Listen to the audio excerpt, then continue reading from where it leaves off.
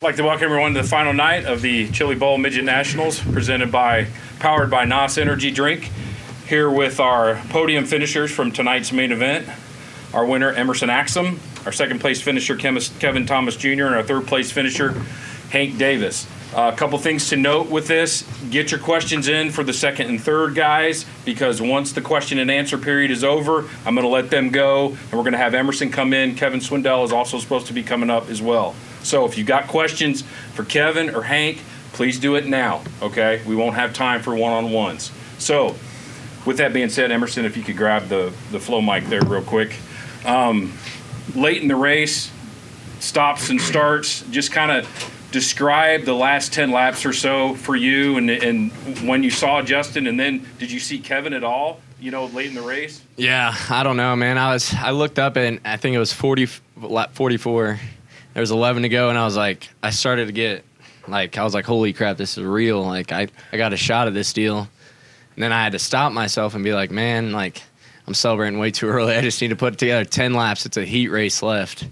And it seemed like there was 8 yellows there at the end. But honestly, I think that helped me because I got really good restarts off the top of 4 and, felt like I could be prevented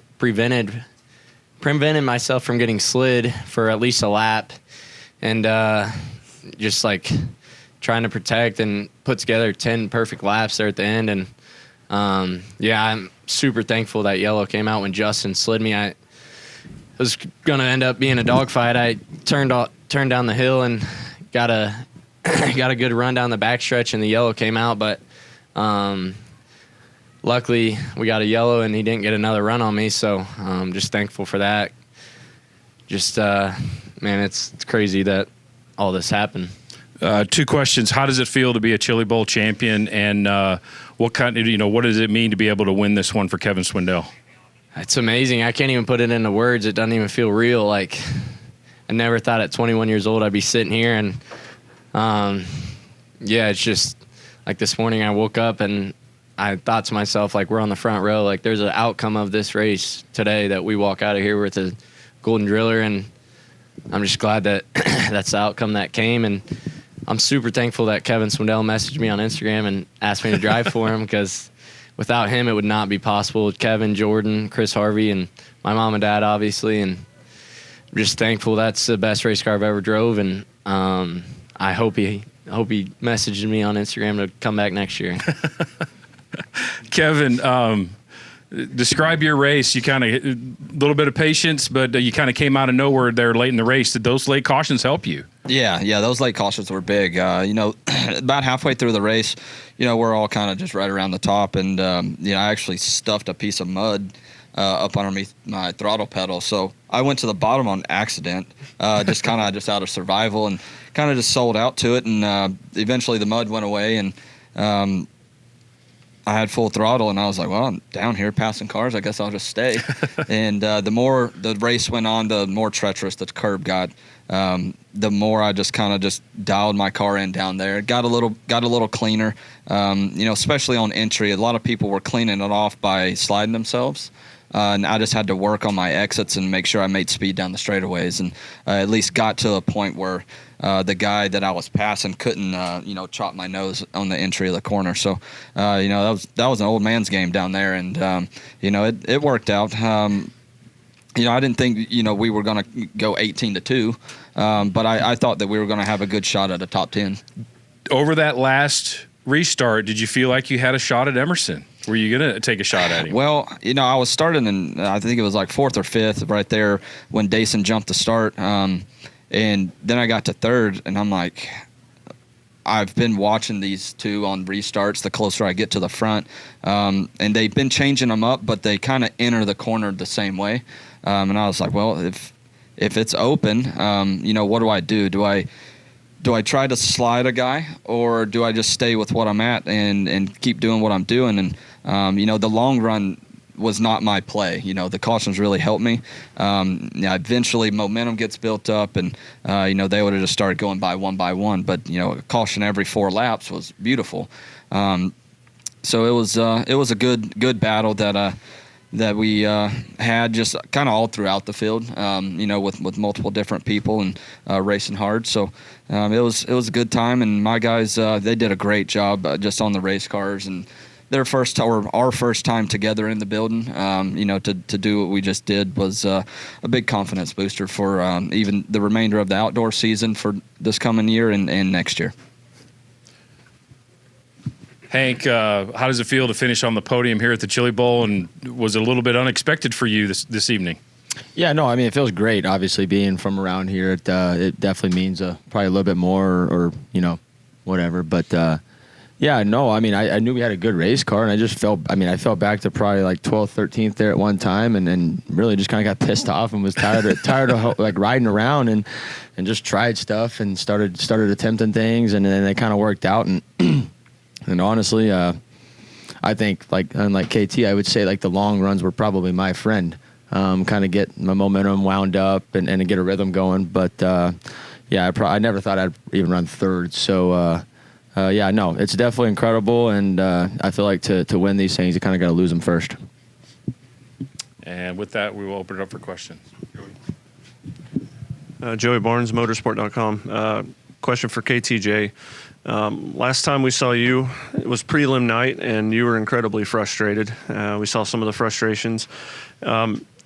Take me through, like, what did you need to do for yourself just to kind of like mentally reset and approach tonight and just have the confidence in attacking the B and running from there to get this second place finish? My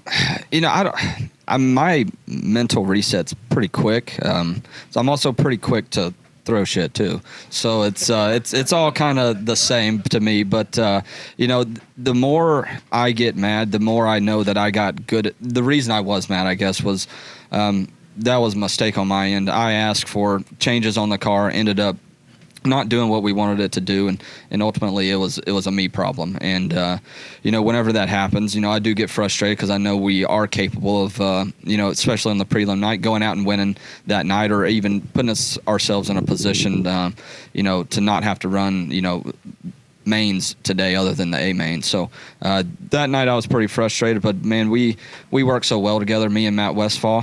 He's my crew chief, and we're just two sprint car guys, but we do really get along, and our communication and our vocabulary is very similar. So there's half the times I don't even have to speak. So they know that they're gonna get a helmet throw out of me. I'm gonna be pissed for 5 minutes, and then we're gonna come out and we're gonna fix the issue. So I tell people all the time, you think that's bad, you should go to a locker room at halftime of a football game. So this isn't horrible, and but those times are just like a little bit of a reset, and just knowing that I got the team behind me to make those gains on the race car and get the car back to where it needs to be in order to go forward like we did. I will get frustrated. I'll probably continue to do it, but I know I got the people behind me to make those changes. Lee Spencer, Flow Sports. Kevin, if you had another lap, you told us on the West Coast it's been 6 years since your last national midget win. If you have another lap, do you think you catch him? I don't know. Me and Emerson have been racing together for a long time. I know that whenever he sees my number on the board, he knows I'm not going to either crash him, and he knows I'm probably not running the top. So therefore, him going to the bottom the last lap, it just shows his intelligence. So if we go another 3 or 4 laps, I don't know. That's, if my aunt had balls, she'd be my uncle. It kind of is what it is. And I can't really speak for what could have been, because it wasn't. And ultimately, Emerson won the race, and I'm super proud of him too. He's one of my best friends, and we're just proud to be up here, and it's, and for everybody else too. I'm happy for all these guys.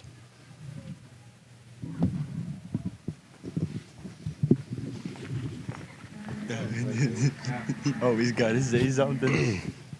The opposite side of that, he talked even down there about you guys being tight, Emerson. But if you would talk a little about your time growing up with Kevin and your relationship and kind of what you guys mean to each other. Yeah.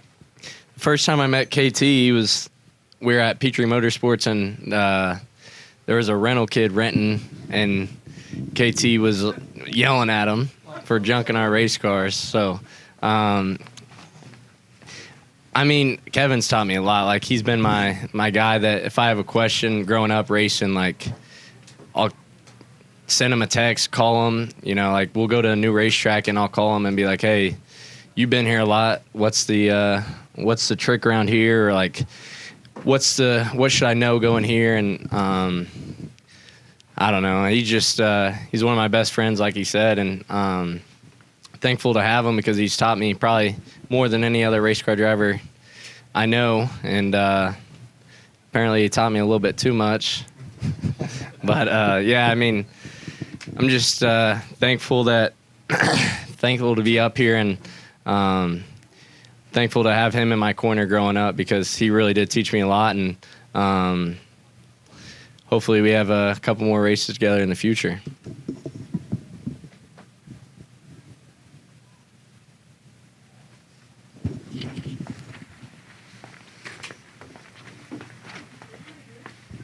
The only other thing I had, you had made it pretty clear that you were not happy in a midget this year, and sucked.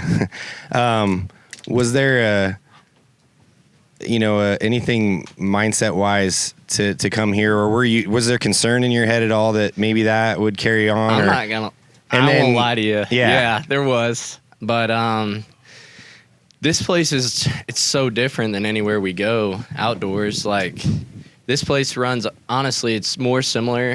It sounds crazy, but I feel like it's more similar to a non-wing sprint car outdoors than it is a midget outdoors, just because the gear ratio, the SP3, such a small track, like, you get wheel spin so easy here that, like, you're not just wide open around the whole racetrack. And I think the shootout helps me a lot here too, just because laps and, like, a micro's similar enough to a midget that, like, I get enough laps that I feel like by the end of the week I'm pretty comfortable. And the Race of Champions, I was kind of comfortable, and then, like, slowly as the week went on, just more laps and more laps helped me. And I won't lie to you, I was nervous, and I think my only midget start, what I run 18th. Yeah, so I'm just thankful Kevin messaged me, because if I probably wouldn't be up here if I was in any other car. That car was phenomenal to drive, and the most forgiving race car I've had. I can mess up, and it never took me out of position. Like, I could always get my car back under control, and that's one of the biggest things. I don't know how he does it. I wish I did know, but yeah, he's got something where the race car is so forgiving that it almost makes my job easier than it should be. Hank, Hank, for you. You know, this is kind of, with your career, these races are kind of your big shot each year, and you make the A-mains. You know, I saw the sorrow, the angst when you pulled in the other night on the prelim night, where most people would be happy. Can you speak to that? Because there's a lot of drivers that would just love to be on this podium, but this race is something very important for you. Yeah, it all goes back to, like Blake probably said 100 times, that just living from here and all of that, and you just I don't see myself as that person to be in this situation. But yeah, no, it goes back to Bobby and Dave or Matt and all those guys. They just give me a good piece, and yeah, it's just up to me to kind of get the job done. And yeah, no, I mean, and we talked about the other night kind of how your expectations change when you kind of have a little success in the building, and it's kind of, a second is, it's horrible. You don't like it, right? Like, you feel like you should win. But 3 years ago, we didn't care. We just wanted to make the feature. So yeah, your expectations change when you have a little success, and yeah, you just want to keep having that success.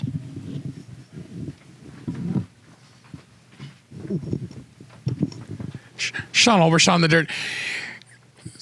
55 laps. Seemed like you weren't just riding around at all. Can you guys talk about that a little bit?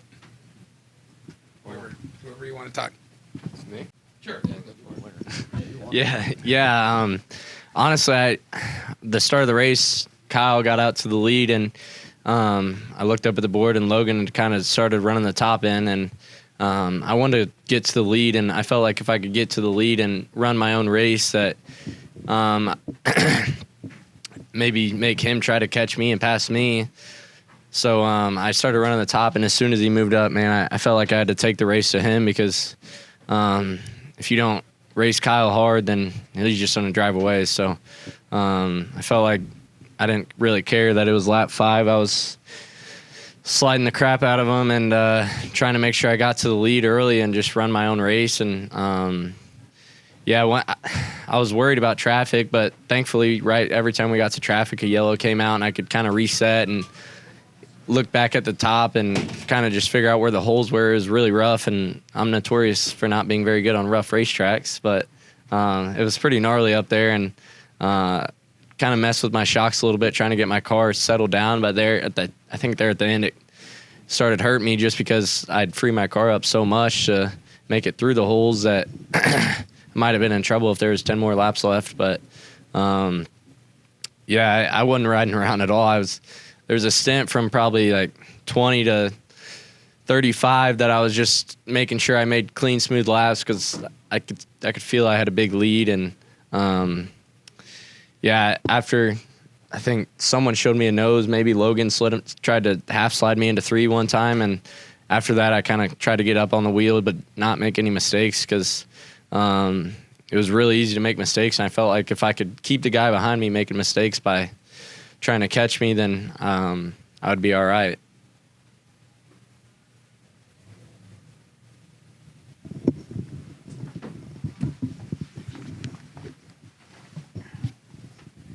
Emerson Axsom with NASCAR.com. You've mentioned a couple of times about this Instagram message from Kevin. Walk me through the timeline here. When did you get that message? Were you looking? Did you have rides that you were looking at leading up to this? Like, walk me through this whole process and how you ended up in this car. Yeah. So last year I ran for Keith. I ran Keith Coons' personal car last year, and he's only won it like 35 times. So he told me he's probably done, and that I had a spot on his team if I wanted to be there, but he wasn't going to be crew chief in my car. So I had to switch crew chiefs no matter what.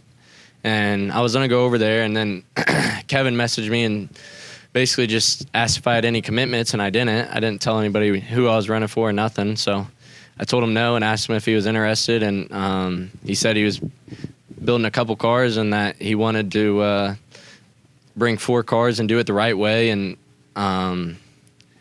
he asked for my number and gave me a quick phone call, and basically it was over the summer. I don't know, maybe July or something, but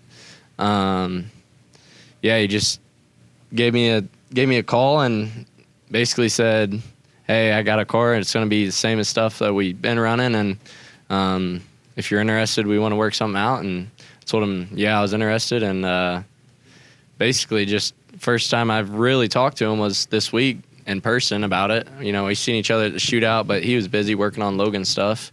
So, just showed up, I think Saturday, and went and ate dinner with him, and we kind of just hit it off. He's really mellow, and I feel like a very great guy to have in your corner, just because he doesn't get too worked up, and knows that his stuff's good enough, and he fully believed in me the whole time, I felt like. So it made my job easy just to go out and drive his race car, and I'm just happy for him. You know, I'm happy for myself, happy for him, and happy for his whole family, because I know how hard he works, man. I can't imagine the position he's in, and I know how hard he works. So the least I can do is go give it my all in the race car and try to bring him back a Golden Driller.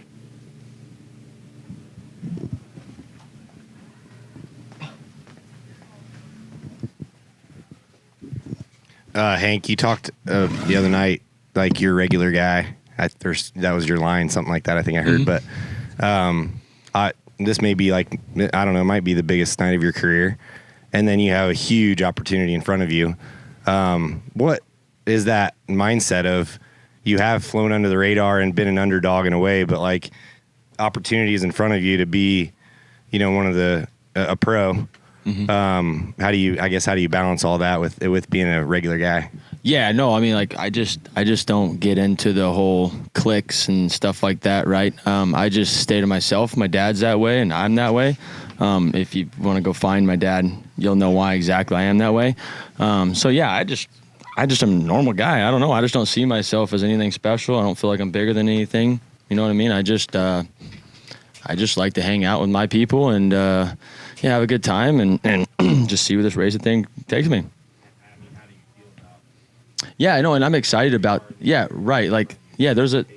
Right. No, I mean, yeah, obviously you just want to run good. In my head, I just want to do is just try to open more eyes, right? Just do as best you can and see how things play out and don't force anything. I feel like if you let things play out, you're probably in a better situation than forcing things. So.